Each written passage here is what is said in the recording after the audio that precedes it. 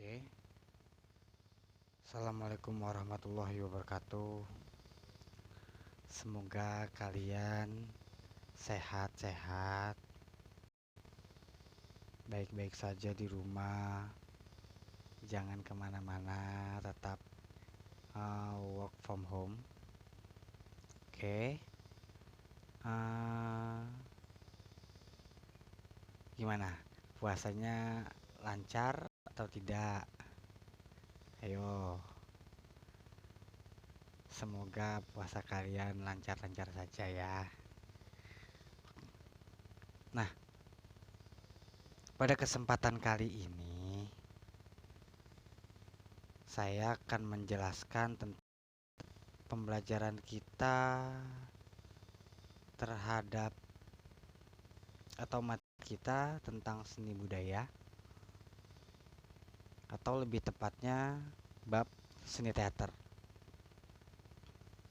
Nah, yang bisa kalian lihat di layar HP atau layar komputer. Nah, materi kita adalah tentang awal mula atau sejarah seni teater di Indonesia. Nah, sebelum kita mulai masuk, saya ingin kalian berangan-angan atau kalian membayangkan terlebih dahulu seni teater di Indonesia itu yang seperti apa sih? Coba kalian berangan-angan dulu. Apakah seni teater seperti halnya eh, drama musikal atau yang seperti apa, atau sinetron kayak di TV-TV, atau bagaimana? Coba kalian bayangkan terlebih dahulu. Seni teater di Indonesia itu seperti apa sih?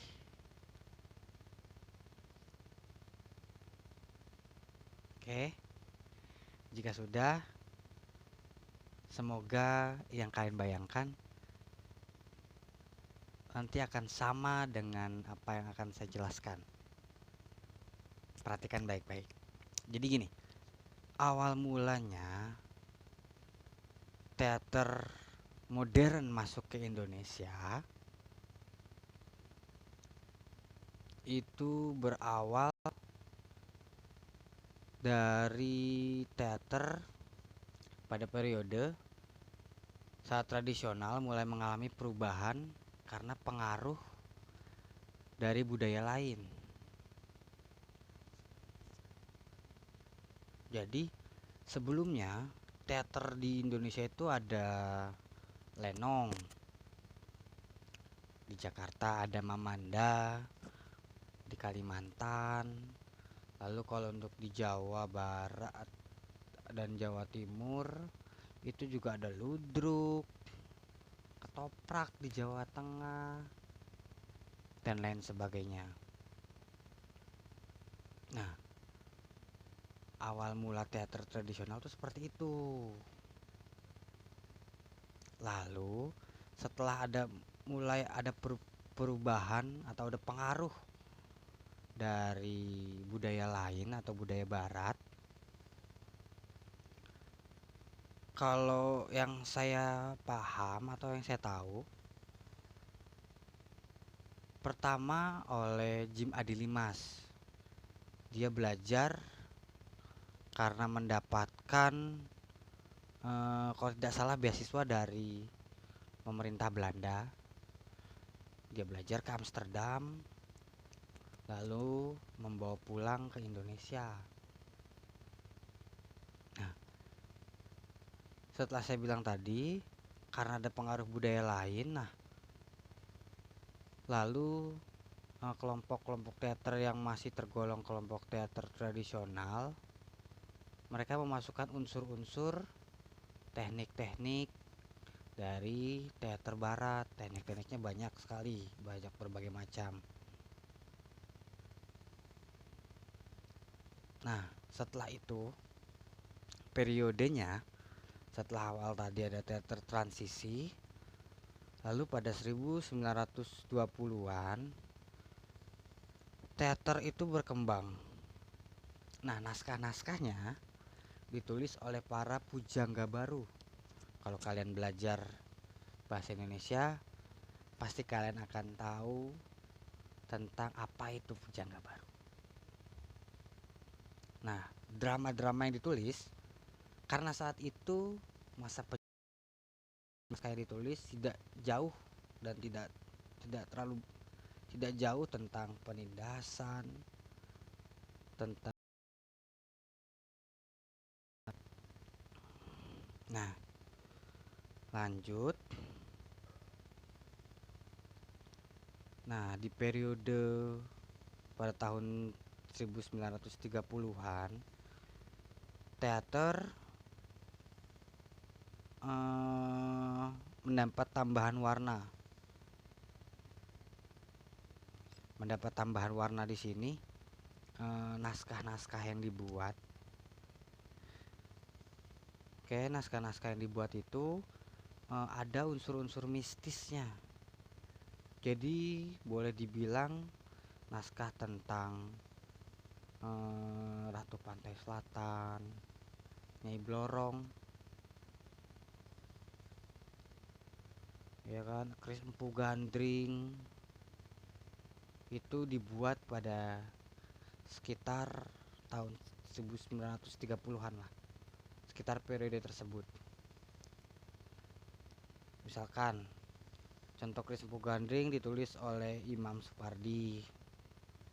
Ada namanya Hantu ditulis oleh Mr. Singgi Nyai Blorong, oleh Dr. Satiman, dan lain sebagainya. Lalu pada periode 1940-an, teater berkembang di masa penjajahan Jepang. Jadi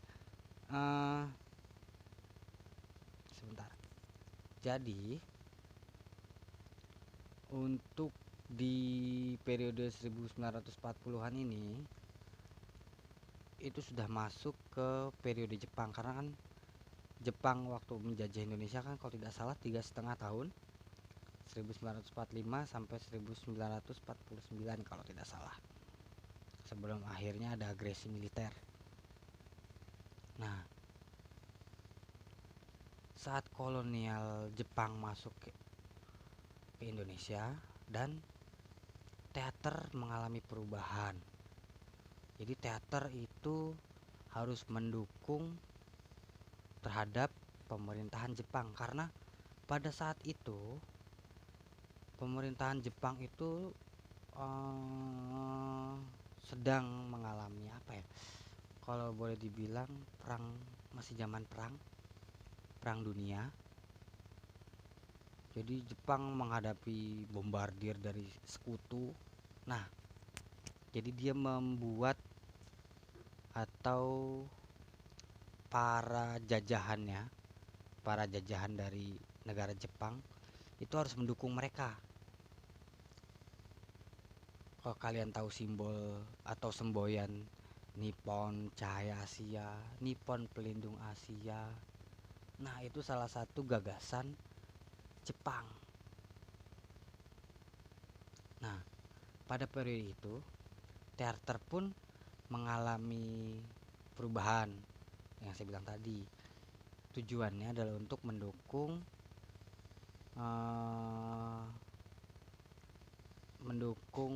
negara Jepang, kurang lebih seperti itu. Nah, dan juga ada di mana seorang atau tokoh-tokoh besar dalam kesenian teater seperti Kamajaya dan juga Anjar Asmara, mereka menginisiasi terbentuknya Badan Pusat Kesenian Indonesia. Nah, lalu ide tersebut diwujudkan oleh Presiden Soekarno yang didukung oleh Sanusi Pane, Armin Pane, Mister Sumanang, Karmajaya, dan Sultan Takdir Ali Sabana. Nah, pada periode 1950-an ini boleh dibilang pasca penjajahan. Periode ini adalah pasca atau setelah Indonesia selesai dijajah atau awal mula kemerdekaan. Nah, teater di sini boleh dibilang ada juga sedikit perubahannya tentang isi atau naskah-naskah yang dibuat. Jadi naskah-naskah yang dibuat itu tentang kesedihan karena ditinggal oleh para pahlawan atau mengenang jasa pahlawan dan lain sebagainya. Jadi pada saat itu atau pada periode itu naskah-naskah yang dibuat adalah untuk mengenang jasa-jasa para pahlawan.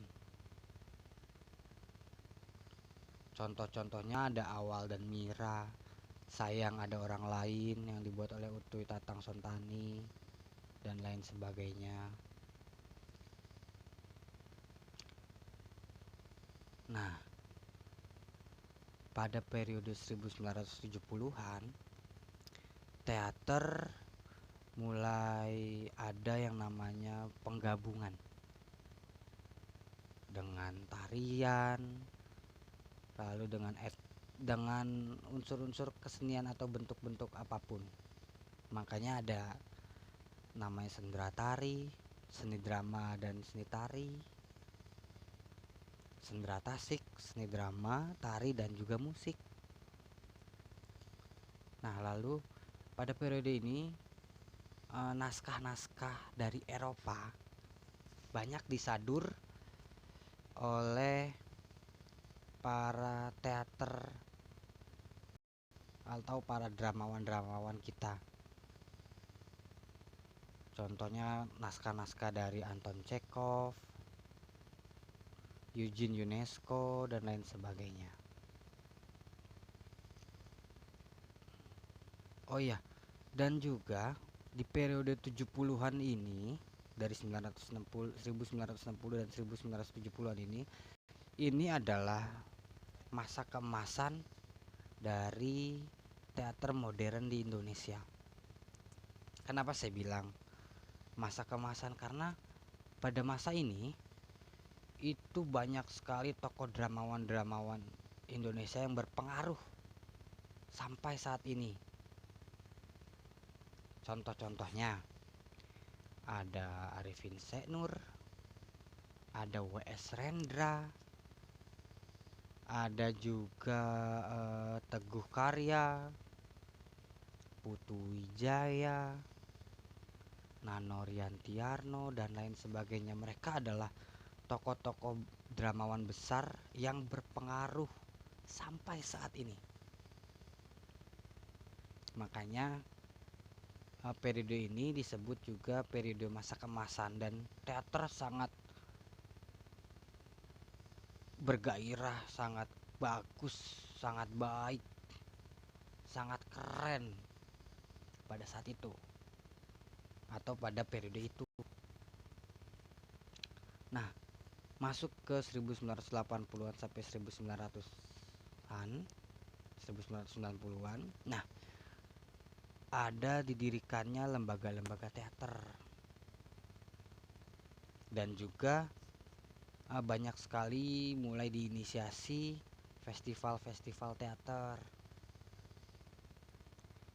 Festival Teater Jakarta, lalu festival seni pertunjukan rakyat dan lain sebagainya. Jadi dan juga